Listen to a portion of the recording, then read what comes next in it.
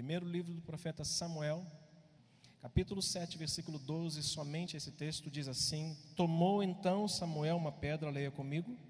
Tomou então Samuel uma pedra e a pôs entre Mispa e Sen, e lhe chamou Ebenezer e disse: até aqui nos ajudou o Senhor. Nosso Pai, esta é a tua palavra.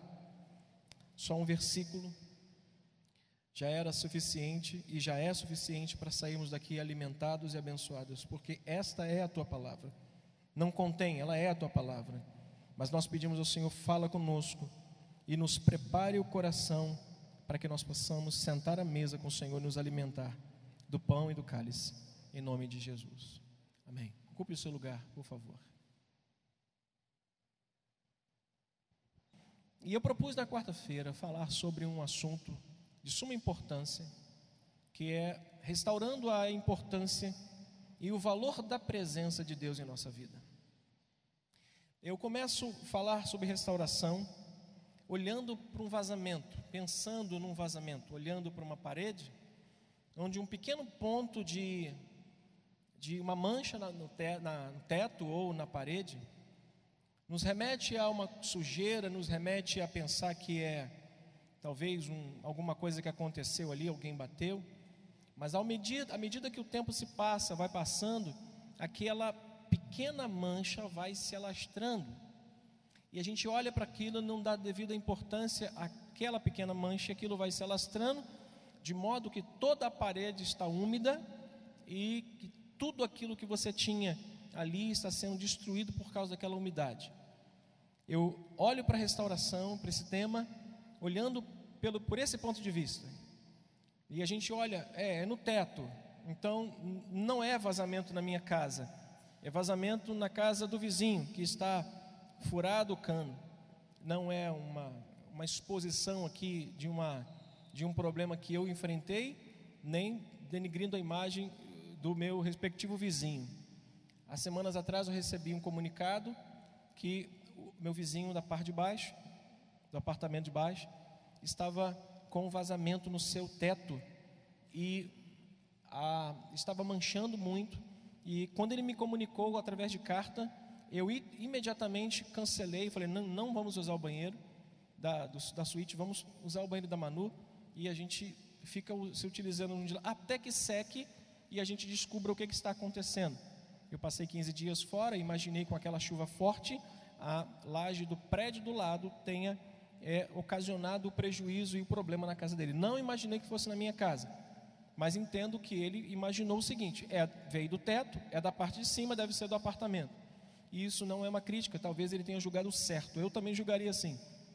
Então, quando ele me chamou a segunda vez, eu disse: olha, eu estou uma semana sem usar o banheiro, está seco, completamente seco, o juntamento foi refeito e não acredito que tenha sido aqui. Ele disse: só que agora aumentou o vazamento. Peraí, então alguma coisa grave está acontecendo.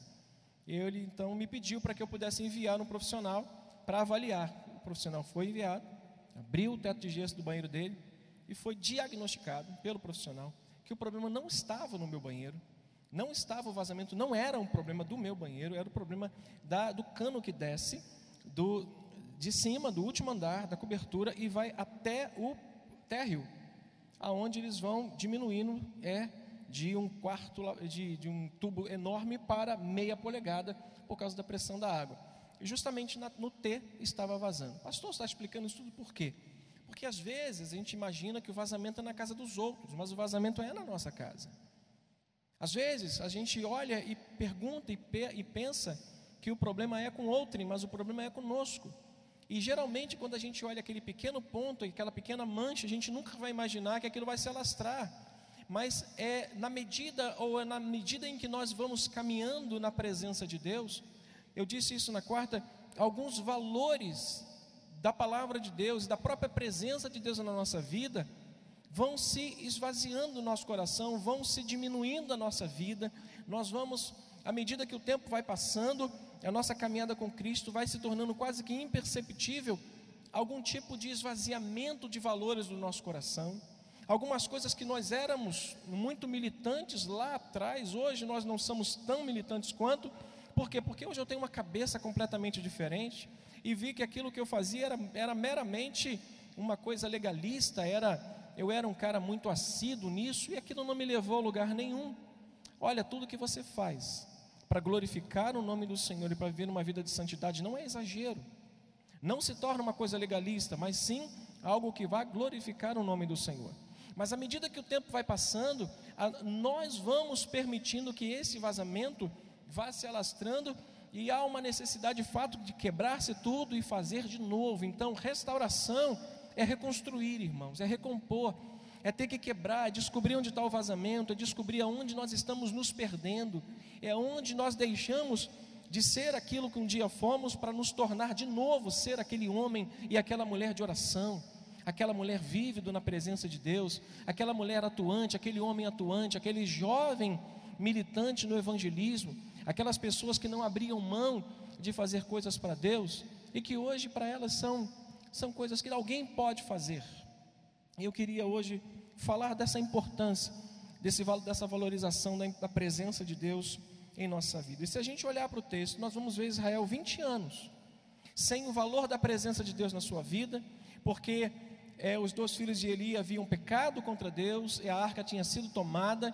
A arca era o simbolismo da presença de Deus entre os homens, e essa arca, quando foi tomada, os homens ficaram praticamente sem um direcionamento, eles se envaidaram, eles saíram. Se você olhar o texto do capítulo 2, versículo 23 e 24, nós vamos ver que a causa desse declínio está aqui, verso 22 até o 24, vai dizer: era porém Eli já muito velho, e ouvia tudo quanto seus filhos faziam a todo Israel, e de como se deitavam com as mulheres que serviam à porta da tenda da congregação. Verso 24 do capítulo 2 diz, 23, e disse-lhes: por que fazeis tais coisas, meus filhos? Pois de todo este povo ouço constantemente falar do vosso mau procedimento. Não, filhos, diz o texto, não, filhos meus, porque não é boa a fama, ou esta fama que ouço de vocês. Olha o que diz o versículo restante. O que diz ele?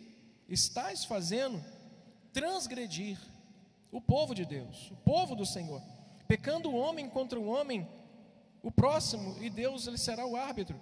Pecando, porém, o homem contra o Senhor, diz o texto, quem intercederá por ele? Entretanto, diz o texto, não ouviram a voz do seu pai, porque o Senhor os queria matar. O grande colapso da vida daquela nação se deu pelo pecado de 2 homens que estavam conduzindo as demais pessoas daquele povo, daquela nação, ao pecado. E o problema era com eles, sim, o problema era com os 2 filhos de Eli. Mas ouça uma coisa, nós somos influenciadores. Pastores influenciam, líderes influenciam, sacerdotes influenciam.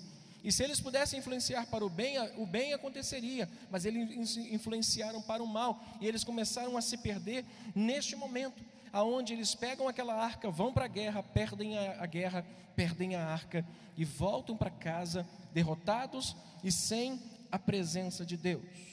Eu disse na semana passada, na quarta, que para falar da restauração desse povo, eu tinha que mostrar aonde eles caíram. Eu tinha que apresentar aonde eles caíram. Eu apresentei o primeiro ponto. Eles caíram porque eles perderam completamente o temor de Deus. Eles perderam, aqueles homens que estavam fazendo aquilo, estavam levando todo o povo a cometer o mesmo erro. Eles estavam conduzindo aquele povo a transgredir contra o Senhor, e toda aquela nação se perverteu, de modo que eles ficaram sem a direção e a orientação da parte do Senhor. E começou também quando eles passaram a adorar outros deuses.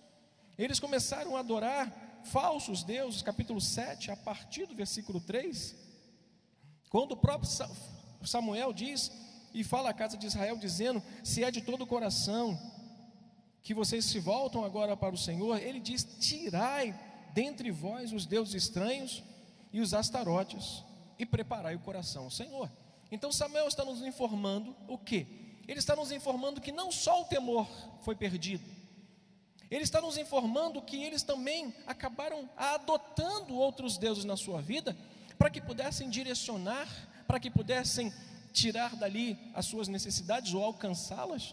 Então a gente tem informação de que não só o temor foi perdido, nós temos a informação de que aquela nação começou a adorar outros deuses. Este foi o segundo momento em que a gente pode perceber que houve um declínio. E agora a gente pergunta: aonde está a restauração? Como aconteceu? De que forma aconteceu a restauração espiritual dessa nação? A partir do versículo 1 do capítulo 7, a partir do versículo 2, primeiro. Começou com um reconhecimento. Capítulo 7, versículo 2, olha para o texto, mas olhe rapidamente aqui para mim. Como aconteceu, pastor, a restauração? De que maneira essa restauração espiritual aconteceu nesse povo que havia perdido o temor a Deus, que tinha descambado para um mundo de idolatria? Os astarotes, os outros deuses, eram agora seu referencial. Eles agora acharam que aquilo ali era o suficiente para a vida deles, só que eles estavam vendo que a vida deles estava em declínio. E este homem chamado Samuel começa a direcionar algumas coisas na vida dessa nação, que nós vemos ao decorrer de 17 versículos aqui do capítulo 2. E o início da restauração vem com reconhecimento da necessidade que eles tinham de Deus. Como é que a gente entende isso e vê isso? Olha para o texto, verso 2. Sucedeu que desde aquele dia em que a arca ficou em Quiriate Jearim, e tantos dias se passaram que chegaram a quantos anos? 20 anos. E toda a casa de Israel dirigiu o quê? Lamentações ao Senhor. Possivelmente, repito, possivelmente, essas lamentações eram pedidos, eram frases dos homens diante de Deus, dizendo: nós não podemos nada sem ti. Possivelmente essas lamentações aqui que estão no versículo 2, está mostrando um povo que reconheceu uma necessidade agora de não ter outros deuses, mas ter um único Deus. E o que eles fazem? Começam a lamentar, e o lamento deles se volta para uma verdade: nós não podemos nada sem o Senhor. O início de uma restauração vem com isso, irmãos, com uma profunda realidade no coração: nós não podemos nada sem Deus. Diga comigo: eu não posso nada sem o Senhor. E possivelmente também eles estavam dizendo: livra-nos da vergonha, porque aquela nação não tinha mais um Deus que julgasse, que libertasse, que chegasse ao ponto de guerrear as suas guerras. Eles estavam diante de uma situação e que a única alternativa era lamentar, e eles tinham que fazer isso, ele reconhecer a necessidade de Deus na sua vida. Enquanto eles não reconhecessem que Deus ausente era derrota e vergonha, e eles pediam: não podemos nada sem o Senhor, livra-nos da vergonha, não podemos ser felizes sem o Senhor. Parecia que talvez estivesse diante de um muro, talvez diante de uma situação onde eles podiam dirigir lamentações ao Senhor, ou de joelhos, eu não sei, a Bíblia não me informa, mas isso pode nos dar a entender que talvez era uma atitude de oração, um ato de prostração, talvez um momento em que eles tinham que jogar cinza sobre o corpo para dizer: Senhor, nós não podemos nada sem o Senhor, e por favor, livra-nos desta vergonha que nós estamos sofrendo. Irmãos, o caminho, o ato, ou o primeiro passo para a restauração é o reconhecimento da necessidade de Deus na nossa vida. Ou foi o que esse povo fez? Primeira coisa que eles fizeram foi lamentar a ausência de Cristo, de Deus na sua vida. Quando nós estamos diante dessa situação, a única coisa é lamentar e dizer: Senhor, eu não posso mais viver longe da Tua presença, porque a minha vida sem Ti é uma vida de vergonha e de total humilhação. A segunda coisa que nós vemos ver aqui, nesse texto, a partir do versículo 3, é de que forma isso aconteceu. Além do reconhecimento da necessidade de ter Deus na vida deles, era a visão de um homem.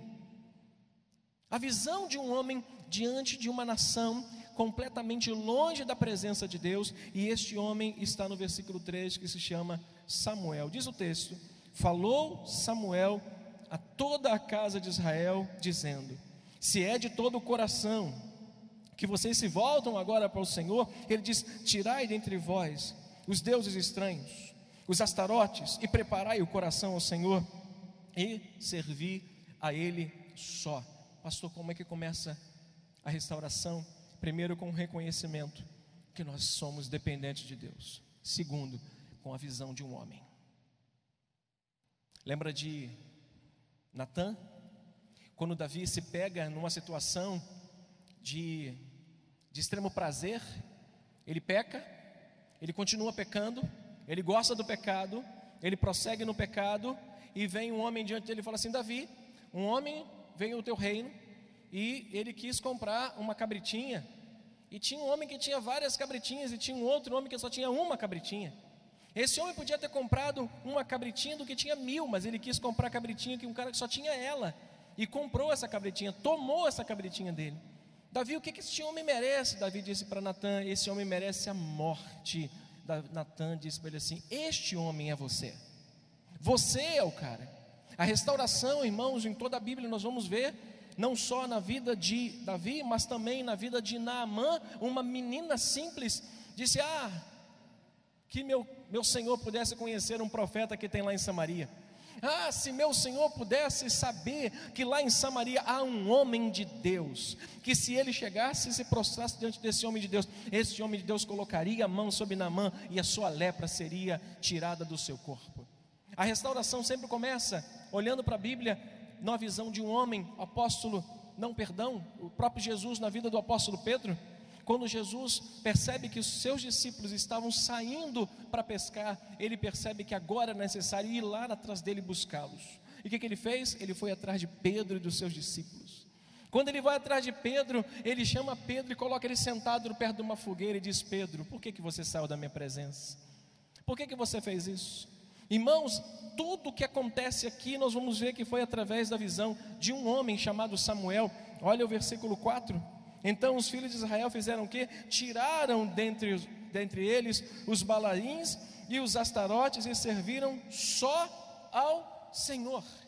Começou como, pastor? Começou com uma visão. Capítulo 9 de Atos dos Apóstolos. Um homem chamado Ananias, leia esse texto comigo, fez com o apóstolo Paulo algo que a gente pode ver que isso começa através de um homem, através de uma visão, através de alguém que chega a nós e fala: meu irmão, você não está bem, você precisa encher o seu coração, voltar-se para Deus novamente. Olha aqui que diz o capítulo 9 do livro de Atos. Vamos ler a partir do versículo 11 ou 10. A visita de Ananias, diz o texto: ora, havia um homem em Damasco, um discípulo chamado Ananias, e disse-lhe o Senhor numa visão, que Ananias, ao que respondeu: eis-me aqui, Senhor. Então o Senhor lhe ordenou o quê? Desponte e vai à rua chamada à direita, e na casa de Judas procura por Saulo, apelidado de Tarso, pois está fazendo o quê? Ele está orando. E viu entrar um homem chamado Ananias, e impôs-lhe as mãos para que recuperasse a vista. Ananias, porém, respondeu ao Senhor: de muito tenho ouvido a respeito deste homem, e quantos males tem feito aos teus santos em Jerusalém, e para que trouxe autorização também dos principais sacerdotes para prender todos os que invocam o teu nome. Verso 15, leia comigo, por favor. Mas o Senhor lhe disse: vai, porque este é para mim um instrumento escolhido para levar o meu nome perante os gentios e bem perante os filhos de Israel, pois eu lhe mostrarei quanto lhe importa sofrer pelo meu nome. Então Ananias foi, e entrando na casa, o que aconteceu? E impôs sobre ele as mãos, dizendo: Saulo, irmão, o Senhor me enviou, a saber, o próprio Jesus, que te apareceu no caminho por onde vinhas, para que restaurasse, recuperasse, recomposse a tua vista e fiques como? Cheio do Espírito Santo. Diz o versículo 18 e 19: imediatamente lhe caíram os olhos como umas escamas, e tornou a ver. A seguir, levantou-se e foi batizado, e depois de ter sido alimentado, sentiu-se fortalecido, e então permaneceu em Damasco alguns dias com os discípulos. A restauração começa com a visita de Deus a este homem, mas por intermédio de homens.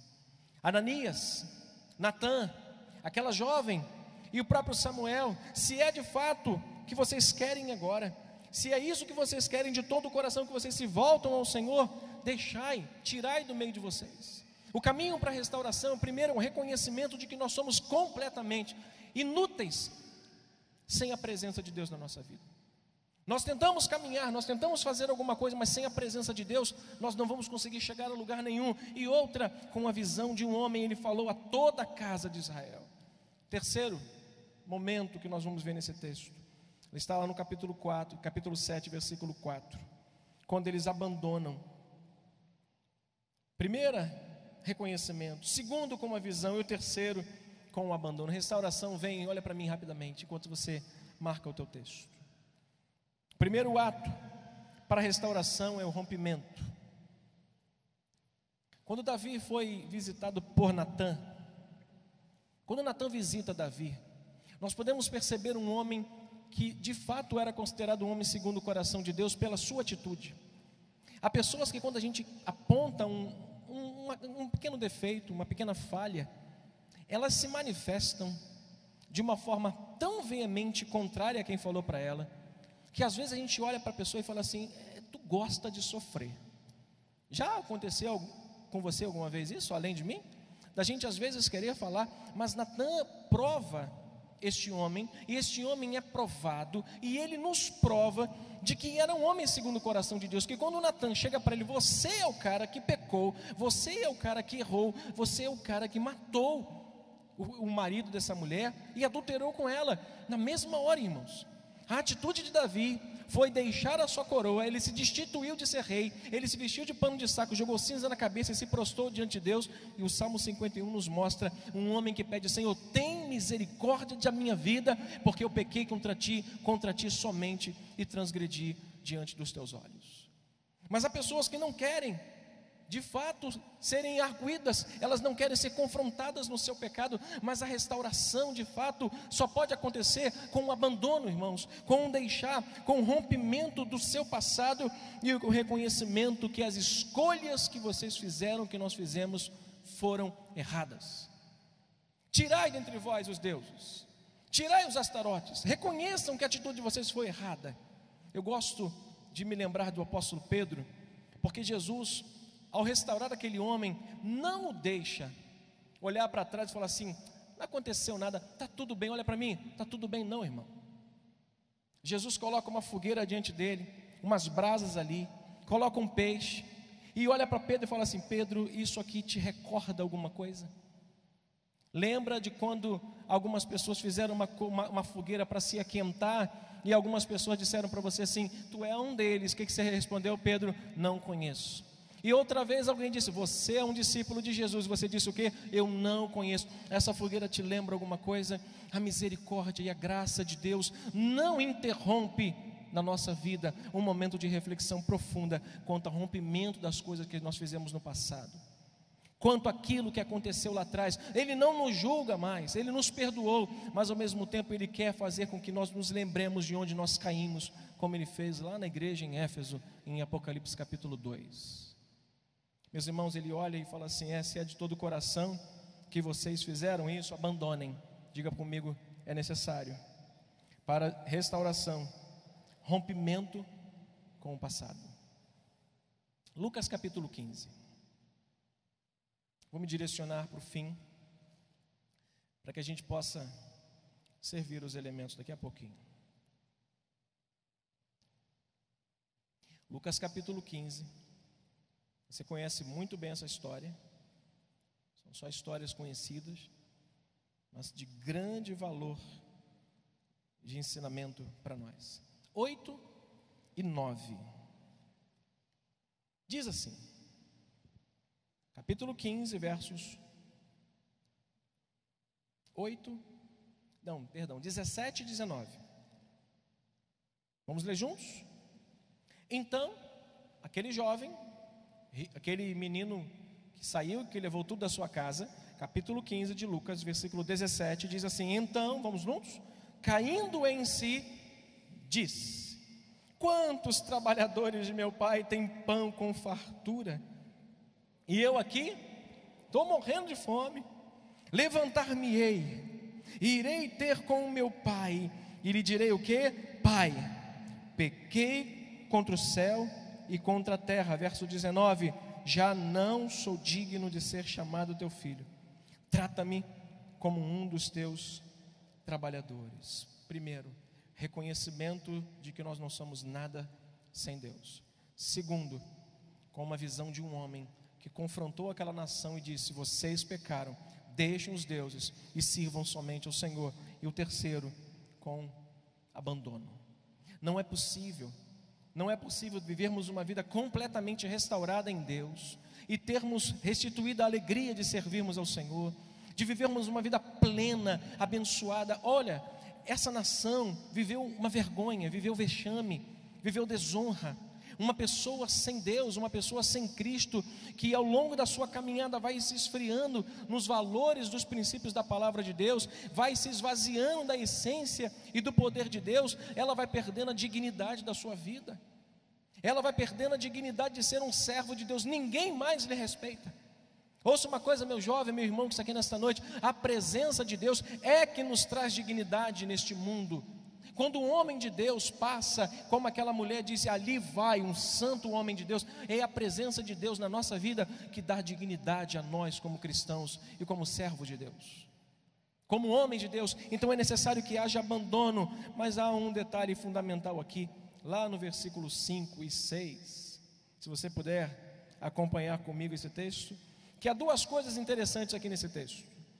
A primeira é que ele chama a atenção para uma necessidade que não adianta pensarmos que vamos conseguir isso lá fora. Restauração acontece, olha para mim, aqui, na presença de Deus, na casa de Deus. É aqui, nesse lugar, aonde nós somos confrontados pela verdade da palavra de Deus, e é aqui que tem que se haver conserto. E aonde foi que Samuel direciona para que eles possam fazer essa confissão, largar tudo isso, fazer o reconhecimento de que eles não eram mais nada com Deus? De duas maneiras: unindo-os num só lugar e fazendo com que eles confessassem a culpa uns aos outros. Versículos 5 e 6, olha o que diz o texto. Disse mais Samuel: congregai todo o povo de Israel, onde? Em Mispa, e orarei por vocês. Samuel disse: eu vou orar por vocês, mas é necessário que vocês estejam lá, é necessário que vocês congreguem ali, é necessário que vocês possam estar aqui, para que eu possa orar por vocês. Ele disse: e orarei por vós. E diz o texto, versículo 6: congregaram-se em Mispa, e tiraram água e derramaram perante o Senhor. E o que eles fizeram? Jejuaram aquele dia, e ali disseram: pecamos contra o Senhor. Diz o texto que Samuel assim julgou os filhos de Israel em Mispa. A ordem, irmãos, de Samuel tinha um só objetivo: fazer o povo se reunir no mesmo lugar de onde eles se rebelaram e ali foram destruídos e humilhados. Lá em Ebenezer, em Mispa, em Sem, aonde eles se reuniram para serem confrontados por Samuel, foi o mesmo lugar aonde eles se rebelaram contra o Senhor e se afastaram. O mesmo aconteceu com Pedro. Quando Pedro se defronta com a fogueira, Deus estava falando: está lembrado? Lembra de onde você caiu? Levanta, arrepende-te, porque senão eu virei contra você e removerei de você o meu candeeiro. Irmãos, é urgente, olha para mim, é urgente o chamado a nós voltarmos para Deus. É urgente a necessidade da igreja se voltar para Deus. Nós vamos olhar daqui a uns dias, capítulo 27 de Samuel. Nós vamos ver um homem que era um exemplo de submissão a Deus e de obediência. Este homem fala: o que é melhor para mim, sou eu quem sei. O que é melhor para mim, sou eu quem entendo e sou eu quem vou fazer. No capítulo 27 de Samuel, Davi cisma de fazer uma aliança errada com os filisteus, e esta aliança lhe trouxe grandes prejuízos. Um homem que era um exemplo de obediência foi um exemplo de derrota para todos aqueles homens. Sua família, seus amigos, família dos seus amigos foram todas quase que destruídas, mas foram levadas por causa de uma atitude errada daquele homem com o Senhor. É necessário, irmãos, é urgente o chamado à igreja a se voltar para Cristo, para a cruz. Vamos olhar de novo esse texto, versículo 6, o que diz o texto? E congregaram-se aonde? Em Mispa, e tiraram água e derramaram perante o Senhor, e jejuaram aquele dia, e ali disseram: pecamos, Senhor, nós pecamos Somente nós pecamos contra o Senhor. A atitude daquele homem, o objetivo de Samuel era fazer com que eles voltassem no mesmo lugar aonde eles haviam pecado, aonde eles haviam sido destruídos, humilhados, para que eles pudessem reconhecer que eles não eram nada sem Deus e que Samuel era um instrumento de Deus para ajudá-los. Irmãos, e a igreja, aqui esse lugar é o lugar adequado para nós buscarmos ao Senhor e restaurarmos a nossa aliança com o Senhor. Hoje nós vamos nos deparar diante da mesa. É o dia de nós fazermos uma grande avaliação de como nós estamos vivendo com o Senhor, de como anda a nossa intimidade com o Senhor. Ao final da minha mensagem na quarta-feira eu disse: faça uma avaliação você com o Senhor e diga: Senhor, como está a nossa relação? Como é que está a minha relação com o Senhor? Porque isso trata de vida e de morte, de céu e de inferno, perdição e salvação. E aqui, congregados, não em missa, mas na igreja, onde nós ouvimos a mensagem, ouvimos a palavra e de fato nós somos confrontados a voltar para Deus. Nós vamos fazer isso daqui a pouco. Nós vamos sentar à mesa. Eu gostaria que todos pudessem, numa só voz, dizer: Senhor, nós precisamos de Ti. Você pode levantar sua mão e dizer: Senhor, nós precisamos de Ti. Diga: Senhor, eu não sou nada sem a Tua presença. Nós não somos nada. Feche os seus olhos, curve sua cabeça. Nosso Deus e nosso Pai, prepara-nos nesse momento para sentarmos à mesa com o Senhor.